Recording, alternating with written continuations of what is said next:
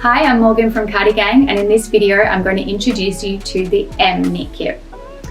So the M is a beautiful boob tube. She's super easy to knit up, and we knit her in the round, which means that she's perfect for an experienced beginner knitter, and she'll only take about 3 to 4 hours to knit. Your M knit kit will come with your pattern, 2 balls of our chunky merino wool, and if you've opted in for your needle pack, then you'll also get a set of 10mm circular needles, as well as 15mm circular needles. We knit the M in the round, which means that we knit in continuous loops instead of back and forth. We start at the bottom of the pattern with a rib stitch, and then we move into stockinette stitch before we move back into rib stitch and finish off the piece.